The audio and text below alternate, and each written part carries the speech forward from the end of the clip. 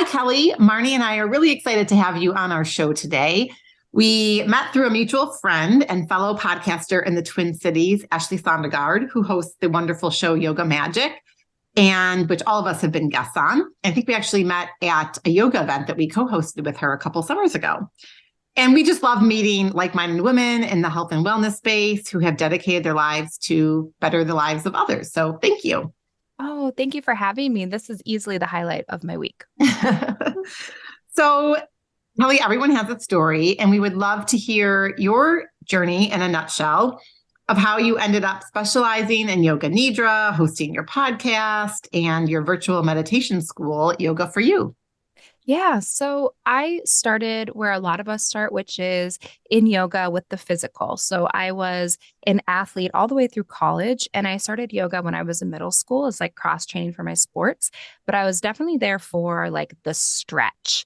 And I was this is like my deepest, darkest secret, but I was a Shavasana skipper. So I was that person that when it was Shavasana time, I like rolled up my mat and I was like, all right, catch you later. See you out of here. And I was like, I'm out of here. I'm like 15 years old. I'm not messing with this baloney. And I was out the door, and I did that for a long time. So now it's kind of funny that like all I do are things like meditation and sound baths and yoga nidra. That's like up to a 90-minute Shavasana. But I was just there for like, quote, the stretch. And it wasn't until then when I was 16, my mom was diagnosed with stage 3 breast cancer.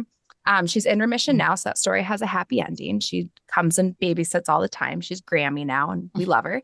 And it was during that time where I really started to explore some of the softer sides of yoga. So looking at meditation, restorative yoga, not only how these kind of mind-body practices can impact your body physically, but how it can really help you in like those deep, dark days.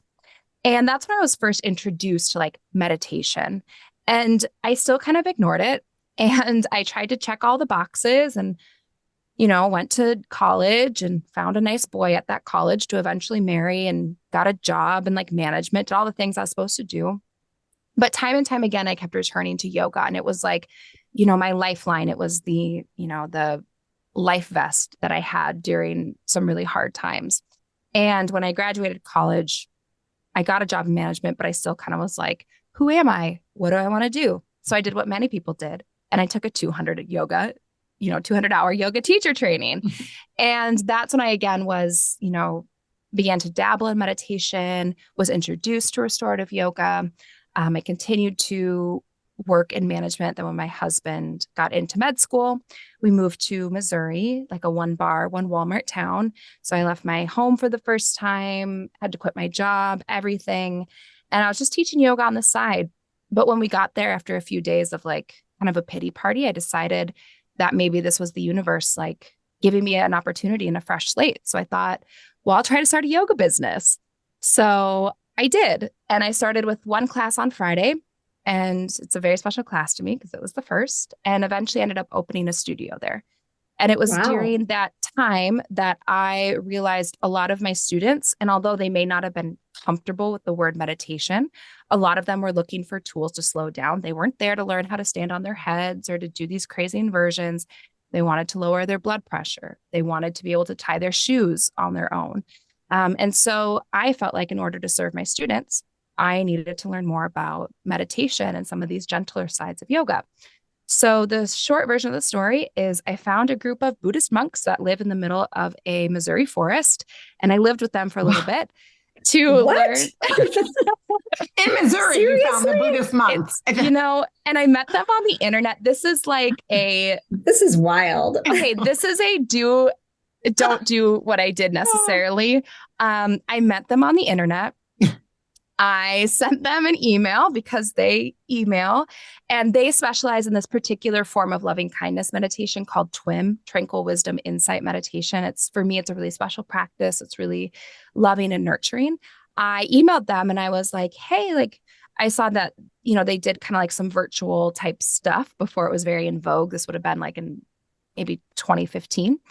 And they were like, oh, well, because I didn't know where they were. I just stumbled across their website and said, oh, I'm in Missouri. I assume they were like, I don't know.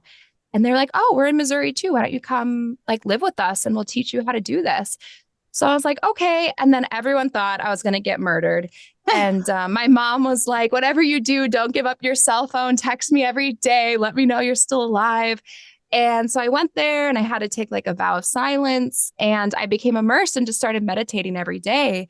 And it was such a profound experience for me, and there's a lot, there's a lot more to that story, but it's a very like quick version. And I obviously didn't get murdered. It was a great experience.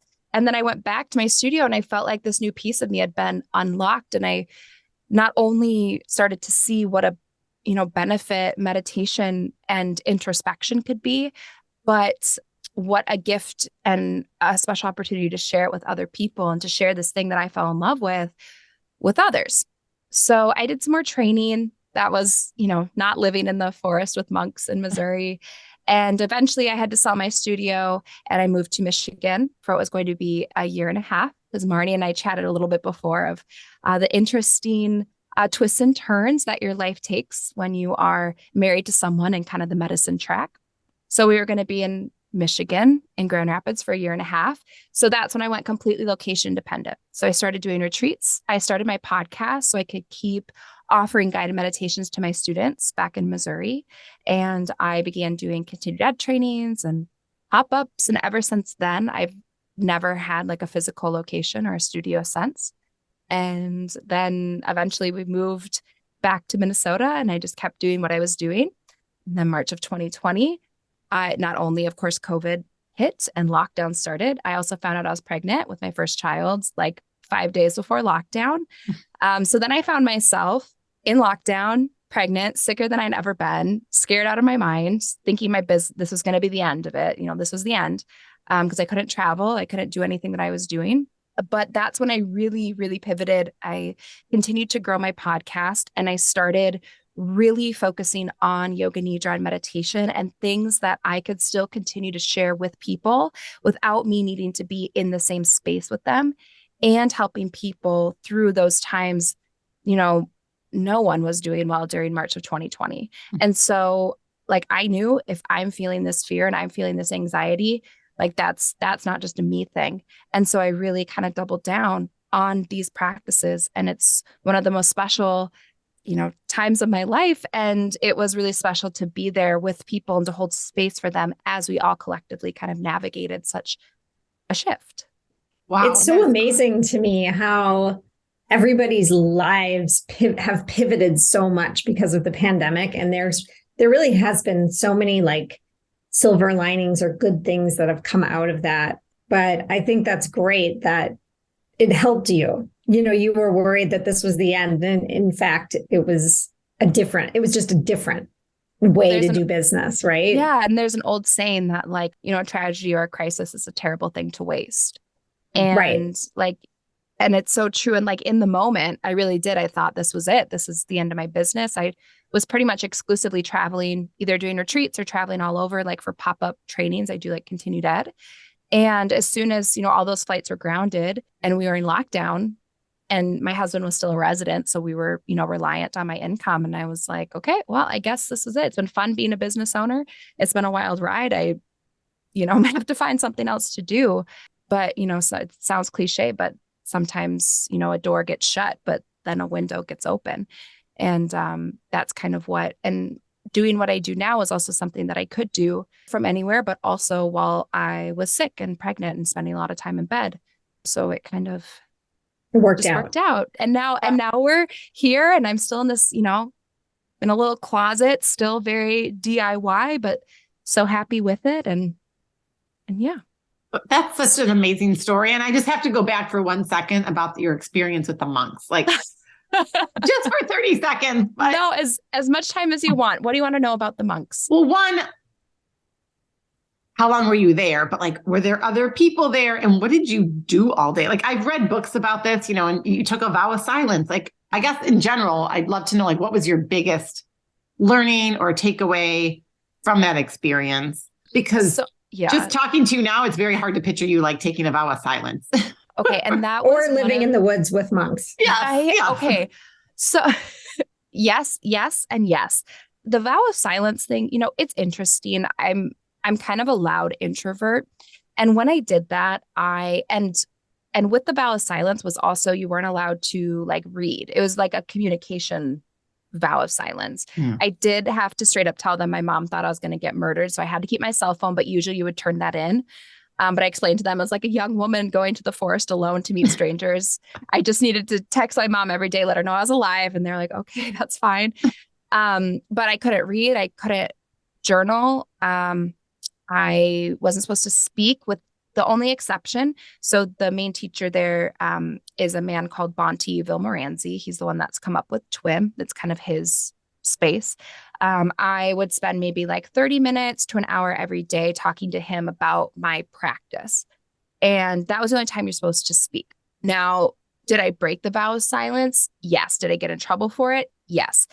And it was, the thing that was hard for me was, one, and I realized during this time, I just spoke so much just to like make noise, like without intention, just to be talking, just to fill silence, just to not, be in a room with people and we're all eating a meal and be like, well, this is weird. It's like dead silent. And you can just hear people, clanging with their dishes.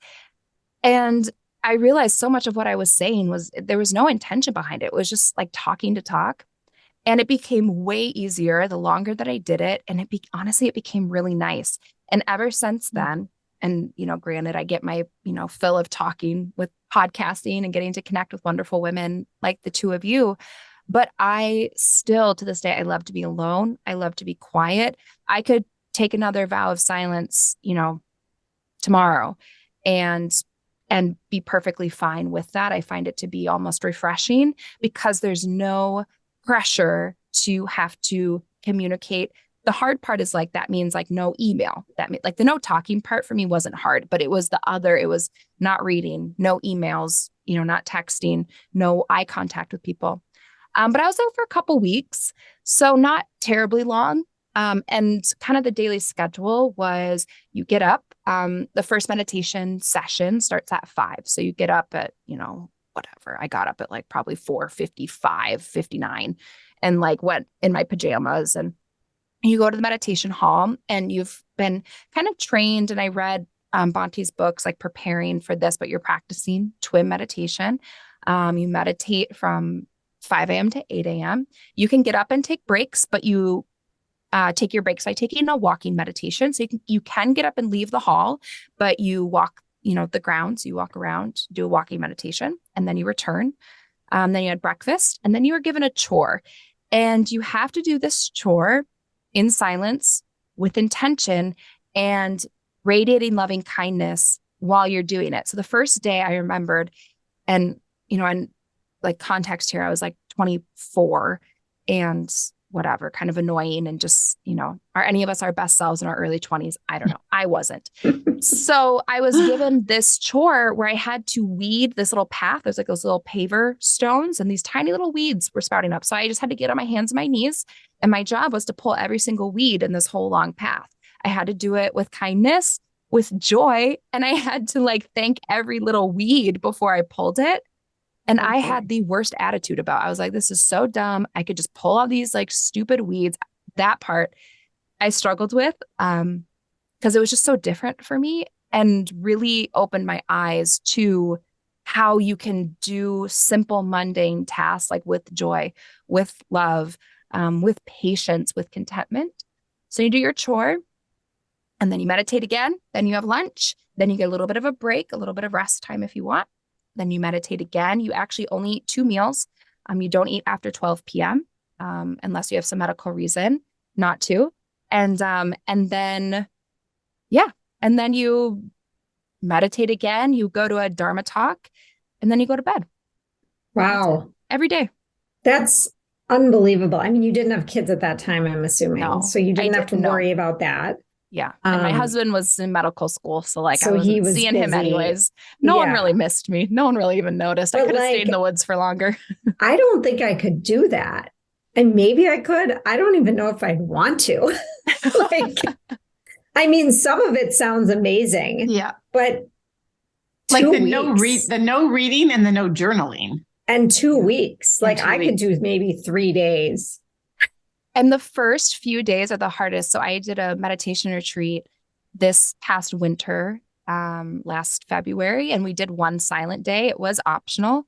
The first few days are the hardest. So if you can do like 3 days of silence, you're good. You could just keep going. You just get used to it.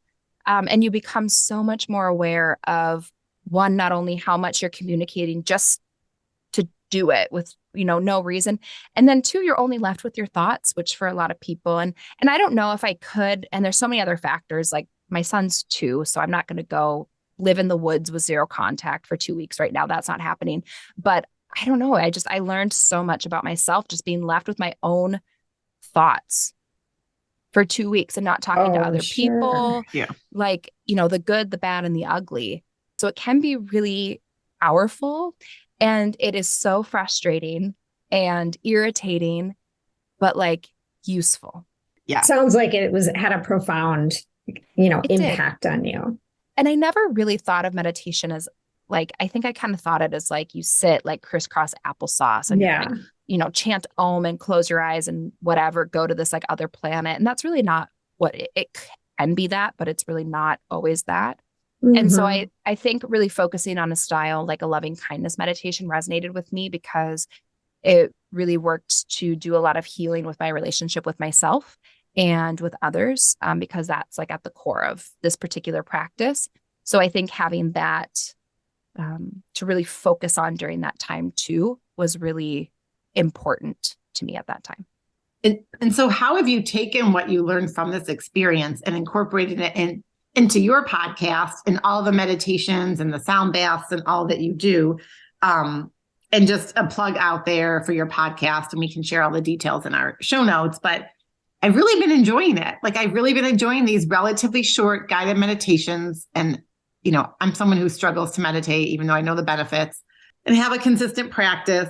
And it's just, I think, a great resource for people out there. Marnie and I both have like clients and people that will come to us and like, oh, what's your favorite app? Or how do I start a meditation practice? And for everyone out there, just go subscribe to your podcast, Mindful in Minutes, and just start going through, the plethora of episodes you've had.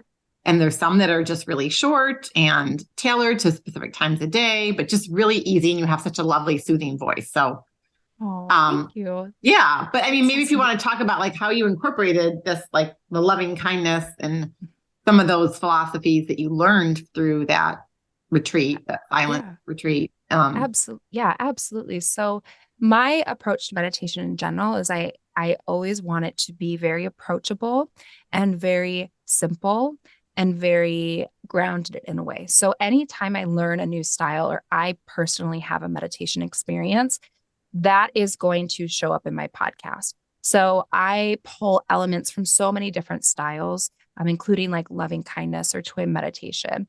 I'll take, maybe an experience that I had on that particular retreat that was really profound to me. And I'll try to recreate that by writing a guided meditation for others to then be able to go to that place. So much, pretty much everything that I write and share on that podcast it's just coming from my own personal practice. So since that was, my first kind of entryway into it, it was such a special one to me. It's one I come back to time and time again, but it's just, I write and I create what I know. And all I know is my own practice and my own experiences. And then I like to take that and kind of package it up for then others to just be able to hit play and then hopefully have a similar experience. And we all come to meditation for different reasons. So there's topics on everything. There's things for, sleep and anxiety, stress relief, loving kindness, but there's also, I'm working on a meditation. It'll be out by the time you hear this, but like on people pleasing, right? How do you do a meditation around not feeling like you have to always be this like nice, pleasing individual? Something that I, have to work on in my own meditation practice. So if I'm feeling that way, there's others that are feeling that way. So I just take what I know and what I've experienced, and I try to recreate that for others. That's amazing. And you, like Stephanie mentioned earlier, you have such a soothing voice. You were so kind to give us some meditations for our clients of our detox. And I listened to them quite a bit during that week. And your voice is very soothing. And even though I've taken a meditation teacher training, I sometimes find it easier to teach, like to guide meditation than to actually do it myself. 100%. 100%. But yeah, I really do recommend all our listeners go check out Mindful in Minutes podcast. And I know you mentioned earlier about Yoga Nidra, and we have had a guest in the past talk about that on our show, but can you just describe that practice again to our listeners? Because I think people still don't really understand what that is and, how that can benefit people, especially today in our very busy lives. Yeah, I would love to. I have this obsession with Yoga Nidra. It's so near and dear to my heart. But the way that I like to describe Yoga Nidra is that it is a conscious journey through all of our different layers of our being. So in the yoga world, we call them the koshas. And what you're trying to do is you're trying to journey through these different layers that we have and ultimately come face to face with the true self. You can call the true self the soul, whatever you personally like to call it, that thing within you. We're trying to reach that. And we're trying to come face to face with that and plant a positive seed of intention. So that can be anything that you want to plant in that soul space, in that true self space. So that's on the one hand what we're doing. But also the way that we're doing that is we're trying to put the body to sleep to kind of keep the mind awake. So if you think about if you are having some kind of a stressful experience, right, you're having a physiological response to it. Your heart rate is rising, maybe you're sweating a little bit, you're getting into that fight or flight with Yoga Nidra, and it'll feel like a long guided meditation, anywhere from maybe 30 to 75 minutes. It just depends. We're trying to, intentionally, Yoga Nidra means yogic sleep. We're trying to put the body to sleep so we can do some of this deeper work on a non-physical level.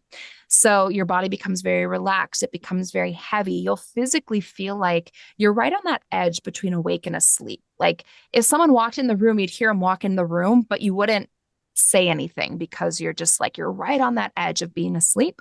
And then you'll, move through your body, your breath, some different emotions, some visualization.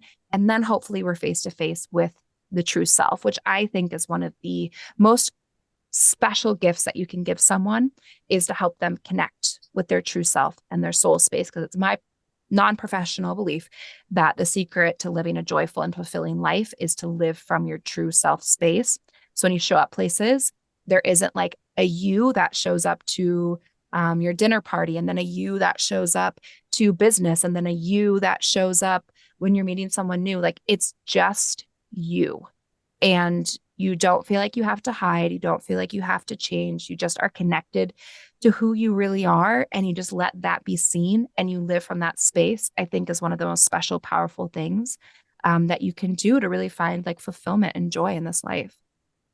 That was I just love what you said. I was just going to say, I love the way you described it. I've heard it described many different ways. And I love the way that you said you're doing this like deep work on a non-physical level. Yeah, they've had a lot of studies specifically on how Yoga Nidra works with PTSD. The VA is doing a lot of work with it. And the belief is that, PTSD, right? We can look at someone's body and say, you're not, quote, hurt, right? There's no physical injury, but there's obviously some kind of an injury. There's something on a non-physical level. So they believe that by quieting the nervous system and by quieting the fight or flight, specifically with people when they have them PTSD triggers, that you can work on some of that healing and work on the non-physical level. So without having those triggers kind of impact and right away, shut down, not going there. That's kind of the theory behind using Yoga Nidra PTSD. So I have a question about that actually. Mm-hmm. So like Stephanie and I have been doing some work with an energy healer, I guess, where she like tries to clear energy out of the body. Yep. And in some ways it reminded me of, I did a group session of Yoga Nidra, and in her session, if you fall asleep, the work is still being done. According to her, she's still able to clear the energy. In Yoga Nidra, if you fall asleep, you're not really getting to your self space. Is that accurate? Or do you think you still get the benefits? Because Yeah, yes and no, which isn't quite the answer that you're looking for. But what I will say is we as a society are so rest deprived. We are sleep deprived. Now, and this happens every time when we were talking about this before we hit record, but I do yoga nidra pop-ups like at least once a month. And I always at the beginning let people know, like, if you fall asleep, that's okay. That just means like your body will always prioritize getting what it needs to survive, like sleep, over taking a conscious journey through all the layers of your being to come face to face with the true self. One of those you need to actually survive, and one of those is just kind of like a nice little perk. And I have a lot of women that I work with and a lot of women that are either mothers or caregivers. I think we're all a mother to something, but I work with a very rest deprived group of people. So a lot of them fall asleep. So is there any way for me to say that, I have heard that you still get the benefits, just like with energy work, you still get the benefits. And I do think that to a certain degree you do. But I also think that there's something to be said that if you are consistently falling asleep, that you just need to start prioritizing your rest and your sleep. And that in and of itself is huge. That is a benefit. Like if you come and you get to a really relaxed place and you rest and you start to fill up your cup in that way, like I don't think that should be overlooked. So I can't say for sure whether you do or not. I think it depends. But I do want to make it really clear that if you are constantly falling asleep in meditation and yoga nidra during energy healing, one, that's not bad. This is not a shame thing. That's just a sign that our bodies need rest. So start there. Give it the rest that it needs, which, hello, I'm a mom to a toddler and I run a business and all that stuff. I get it. That's easier said than done. But that's so essential and not to be overlooked and something to consider. Yeah, I agree entirely. And, how you talk about, though, like this journey and how yoga nidra like starts the journey to truly knowing yourself. How does that happen, or how long? Like, let's assume someone's not falling asleep, or they were, and now they're getting rest. And so now they're, truly immersed in this experience, and say they're doing it weekly or however often. Not that there's any sort of like one size fits all. But how does that process work? Obviously it depends on what people have going on. But I also loved what you said earlier about like just truly getting to that point of being, your authentic self. And I think sometimes we, in this space, that kind of gets thrown around a bit, but really like, I guess, unpacking what brings you joy. So maybe you can talk a little bit about that process. Yeah.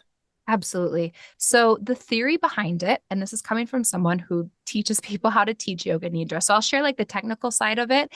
And then I want to also touch on like just my personal experience, because it's always so interesting knowing like the science and the actual steps and like teaching this modality, but then also like experiencing it for myself. So in theory, what's happening is we have these koshas. And Stephanie, I'm sure you're familiar with this term through like, yoga teacher training and things like that. But for the listeners who aren't, it's basically these different layers or different quote bodies. It's very much this idea of like, we are an onion. So you have your physical body, right? So I'm looking at, as we're on this Zoom call, I can see both of your first koshas. Then you go on to the energetic body, which is where energy healing, acupuncture, all of these, sound baths, they work on the energetic level. And we have different techniques. So we start with a rotation of awareness in the body. So a body scan or something similar. And then the next kosha, the energetic, that speaks in the language of breath. So we do different breath techniques that then takes us to that deeper layer. And then we're going to go even deeper to our mental body. And that speaks actually in feelings and sensations. So you do particular exercises where you explore emotion. Then you're going to go to your wisdom body, which I always like to put a little caveat of our wisdom always lies beyond our mental body. Our mental body is made up of like our thoughts, our beliefs, our perceptions. That's not necessarily wisdom. Those are just thoughts, right? As my therapist says, is it a truth or is it a thought? So once we have moved past then that mental body, we go to the wisdom body. Now, the wisdom body likes to speak in the language of imagery. So we'll do some guided imagery. Then we go to the bliss body, which is the final one before the true self. And that one actually speaks in the language of silence. So you spend some time just resting and being silent. And hopefully in that silence, then you'll kind of open up that last layer and you will come face to face with the true self. So that's like the theory behind it. where you're doing these different exercises to kind of go layer by layer by layer to come face to face with the true self. Now, what I will say is, from my experience, building a relationship with your true self is like building a relationship with anyone. You're not going to show up on a first date and automatically you're going to know every single thing about them. You're so obsessed with them. You love them. You're best friends, all of these things. And it takes time. So every time you do a yoga nidra practice, every time you just get this little bit of a taste of the true self, you get to know it a little bit better. And that's what my experience has been. It's like, if I can let my walls down and have this little experience with the true self, it's like every time I'm kind of just meeting this new friend again. But the theory behind it is you're doing different techniques to speak to the different layers, to kind of peel them back, and then ultimately come to the true self, which is in the center of the layers. That's such a great explanation. Thank you. Oh, thanks. So do you think we have time for a quick meditation with you? Absolutely. Absolutely. Any requests, either Marnie or Stephanie, of what kind of a meditation or anything that you want to experience? Maybe something just like calming. Yeah. Absolutely. Let's relax a little bit. So go ahead, wherever you are, you can just close your eyes. If you're doing something while listening to us, just stop doing that thing for like a couple minutes. And we're going to start by taking 3 deep cleansing breaths. So you'll inhale through the nose, filling up, and then open mouth exhale, just sigh it out. And let's do that 2 more times. And one final one, inhaling through the nose, exhale, really just let go of any stress, any worry on that breath out.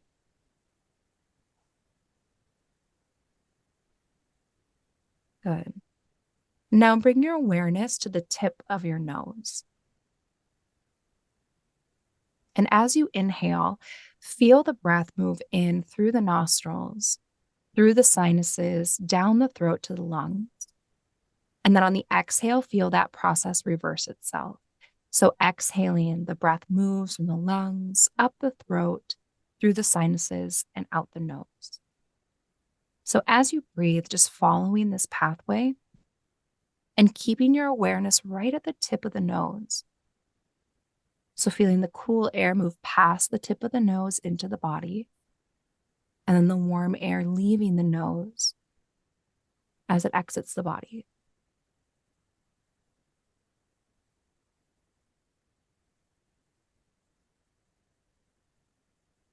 And on the inhale, as that cool breath moves in, bring in whatever it is that you need today. It could be harmony, peace, energy, mental clarity, whatever you need, just pick one thing. Bring that into your body. Let it wash through you on the inhale, and then release whatever it is that we're ready to let go of on the exhale. So just inhaling, feel that cool air move in at the tip of the nose, bring in what you need. And then exhaling, warm air leaves, letting go, whatever we're ready to release. Do this just a few more times, a few more rounds.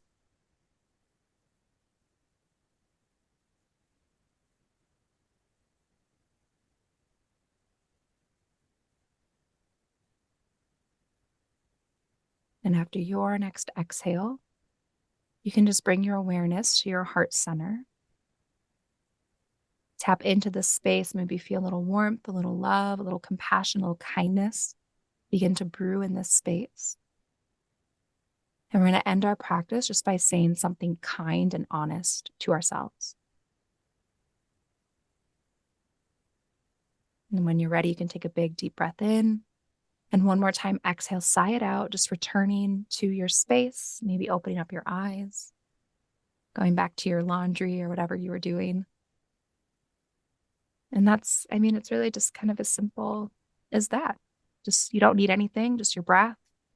You decide that you're going to take a few minutes to prioritize your well-being, and you focus on one thing for a little bit, and then that's it. And that felt so wonderful. And it was like maybe 2 minutes. Yeah. That's what's so crazy is like people do not want to meditate, right? So overwhelming to them. But that was literally 2 minutes. And studies tell us, it's one of my favorite statistics, that 8 to 10 minutes a day is enough to get the mental, physical, and emotional benefits of meditation. So no matter how busy you are, I promise you, and even if that means we're going to do 10 less minutes of something that doesn't serve you, that usually looks like scrolling on your phone or, we all have our thing. Do 10 less minutes of that, just swap it for 10 minutes. That really does something good for your body and your mind and your mental and emotional health. I love that. That should be a challenge for our listeners. Absolutely. 8 to 10 minutes a day. Stop scrolling. Go to Mindful in Minutes. Find your 8 to 10 minutes. Yeah. And then when you're done, you're done. Just that's it. I'm just thinking about all the moms out there where sometimes you're like in the carpool line or waiting for your kids. And what are you doing? I'm speaking to myself. I'm mostly on the phone when I have that downtime. Shut it down and just do, even if it's a 4 or 5 minute practice, if you don't have that much time, that will benefit us more. And then when your kids get in the car, you just think of how much like grounded and calm and at peace that you're going to feel because your nervous system's calmed down. So I'm going to take that challenge on myself, actually. Oh, I love that. And a conversation for another day. But my last little statement is that I don't think I've ever needed meditation more than after I became a mother. And I never needed to combat overstimulation and needing to be able to regulate my emotions and everything more than when I became a mother. Yes. So true. I unfortunately didn't know anything about meditation the first time I had my son, but my first child is what I'm trying to say. And little boys, I have a little boy. They're a little cuckoo. You really need it with them. I don't know. They're all different in their own ways. Yeah. But so I think that's such a great tip for our listeners. I'm wondering, do you have any other simple or practical tips that you can suggest or recommend that our listeners can implement immediately into their lives? Yeah, so honestly, you just need to start. Everyone has to start somewhere. If you're the person, you're like, oh, I can never meditate. My mind's too busy. Oh, I'm too, ADHD. And this is coming from someone with ADHD and is also a meditation teacher. Like, I could never do that. Oh, I don't know where to start. Oh, I don't have a good place to meditate, right? There's all of these ways that you can stop yourself before you even start. And if you say, oh, I'm too busy to meditate. Oh, my mind's too busy. That's like saying you're too dirty to take a shower. There's one thing that is going to help remedy that situation. You just have to kind of set those why you can'ts to the side for, again, 8 minutes and just give it a try. You will feel good. You will feel better. But that's the biggest hurdle I find that people come across. They've stopped themselves before they even start. And it's such a small deal. It's not that serious. It's not that complex. It's just this nice little micro habit that you can do for yourself. Yes. And you've given everyone a gift by having the podcast out there. So if someone's wondering, how do I meditate? I don't have time. You have a variety of durations for the meditations, or I don't know where to get one, or I don't want to pay for an app. Just come visit me. Come over to my little corner of the internet. All are welcome. We love everyone that comes over, and we can meditate together. Absolutely. And that's Yoga for You online. So Yoga for You online. Yep. So that's my website. You can find everything there. And then my podcast is Mindful in Minutes. And I have a smaller podcast specifically for prenatal and postnatal meditations called Meditation Mama. So if anyone's listening and they feel like they want that support during that particular time in your motherhood journey, I have that for you as well. Oh, wow. That's amazing. And I know we'll link all of this up in the show notes, but we also know that you have these amazing retreats. So maybe if you could, as we're starting to wrap this up, touch on those. Like you have one in Iceland coming up as we record this, and you have one in Portugal that you're doing later in 2023. Yeah. So I just tried to convince both Marnie and Stephanie that they should come to Iceland with me in like 3 weeks. I don't know if I was successful. That's like on my bucket list, but there's no possible way I can pull that off in 3 weeks. I know. So the best chance then would be coming to Portugal with me at the end of April. And we're going to be in the Algarve. And I love to do like maybe 2 international retreats where it's this opportunity to have a yoga and meditation retreat and also kind of travel with a group of really special, like-minded people. And there's really beautiful like friendships and connections that are built there. And every single day we do like practice in the morning. We might do a workshop. We go and maybe do a little bit of a touristy thing. We're staying in the most beautiful villa you've ever seen. It's like the most incredible villa you've ever seen, on like carved into a mountainside, the Algarve, and it's just going to be amazing. So if you're someone, you're like, I want to travel, or I want to do a vacation where I don't come home feeling like I need a vacation after that. That is what a yoga and meditation retreat is, at least with me. And you're like, and I want to meet some people that love what I love. Like, that's what this is made for. Okay, I'm going to look into that. I mean, it's a little bit of a stretch, but I did say last year I was going to do a yoga retreat in 2023, and I haven't booked one yet. So who knows? Maybe this is it. You're always welcome. Yeah. I'm turning 50 in April, and my son is graduating college, and there's no way, unfortunately. But there'll be more. Yes. Then one after that, if you plan far in advance, I'd love to know about it. I'm definitely a far in advance planner. So okay, good. I'd keep my eyes out, Marnie, for something. So Kelly, as we wrap up this conversation, what does the art of living well mean to you? The art of living well really means to me connecting to your true self, your most authentic self, connecting with that space, asking it what it needs, and then giving it what it needs. And if you're doing that, I really think that you're living well, that you're practicing the art of living well. That's so beautiful. And I think the gift that you're giving people to be able to connect to their true authentic self should not be taken for granted, because that's honestly something that I think a lot of our listeners, as they're on their journey to finding their art of living well, it's hard. It's a struggle to find what really brings you joy every day. It's easier to say that or just find it, but you're helping people get there. So it's wonderful. I appreciate that. I feel really lucky to get to help facilitate that for others. Yeah. It's amazing. Thank you for doing that. Yes. Thanks for letting me share what I love with you guys. Yeah, this has been really fun. And, for those of you that are local in Minnesota, our listeners, we will say that Kelly does have local events, specifically like meditation, yoga nidra, sound baths, right? Every month. So get on her mailing list, or what's the best way for local people to connect so that they can get on your local email list? Yep. If you're local, either find me on Instagram. My handle is @yogaforyouonline. Just let me know I'm local. I want to be on that list, or send me an email, info@yogaforyouonline.com, and just say, hey, I'm in the Twin Cities. Like, I want to be notified. I don't spam people. I send one email at the beginning of every month saying, here's what's happening this month. And that's it. Yeah. Wonderful. I want to be on your list. Okay, yes. I'll add you.